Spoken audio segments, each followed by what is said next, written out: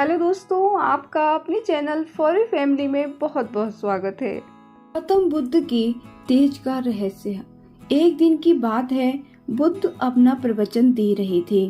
शिष्य, भिक्षु व कुछ आसपास के गांव वाले बड़े प्रेम से उनकी उपदेश का आनंद उठा रहे थे। तभी दूर से एक व्यक्ति बुद्ध को गालियां देता हुआ दौड़ा चला आया।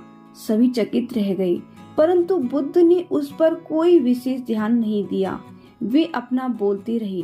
अब वे आदमी तो वैसे ही बड़े क्रोध में था, ऊपर से बुद्ध द्वारा की गई अनदेखी ने उसे और भी बुरी तरह बेकाबू कर दिया। ऐसे में जब उसे कुछ समझ नहीं आया तो उसने बुद्ध के निकट जाकर उन पर थूक दिया। यह देखकर कई शिष्य क्रोधित होकर उठ खड़े हुए। बुद्ध ने हंसते हुए सबको इशारों से बैठने के लिए कहा और अपना प्रवचन देना शुरू कर दिया और वह अपना आनंद के साथ प्रवचन देते रहे। उधर उस आदमी को बहुत ही गुस्सा आया और वह बड़बड़ाकर चला गया। लेकिन अगले ही दिन कमाल हो गया। कल ही की तरह बुद्ध आज फिर प्रवचन दे रहे थे। सब लोग बड़े प्रेम से बुद्ध की वाणी सुनने में मस्त थे। तभी एक अनोखी घटना घट गई।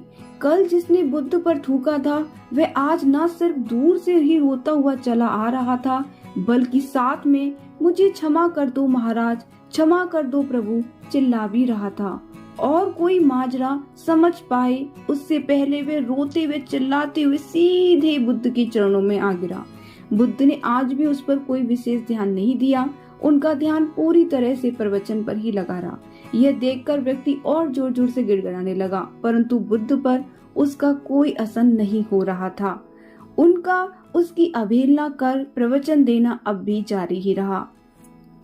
अंत में जब उसने अपने आंसुओं का बुद्ध पर कोई असर होते हुए नहीं देखा तो थक कर उसने बुद्ध के चरणों पर सर पटक पटक कर माफी मांगना शुरू कर दिया। वह बुद्ध से रोते हुए बोला भी कि मैं अपनी कल की हरकत पर बड़ा शर्मिंदा हूँ, कृपया मुझे माफ कीजिए। जब तक आप मुझे माफ नहीं करेंगे तब तक मैं आपका चरण नहीं छोड़ूंगा।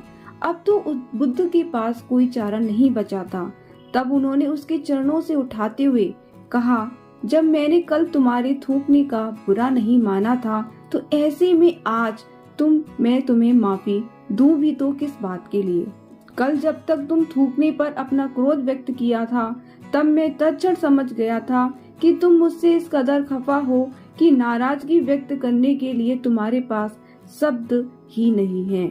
सो थूक कर तुमने अपनी नाराजगी व्यक्त कर दी और आज जिस तरह तुम रो रो कर क्षमा मांग रहे हो, मैं समझ गया हूँ तुम अपने कल के व्यवहार से पछता रहे हो। लेकिन ये दोनों समस्याएं तुम्हारी थी, मुझे इससे क्या, इसे कहते हैं भीतरी व्यक्तित्व।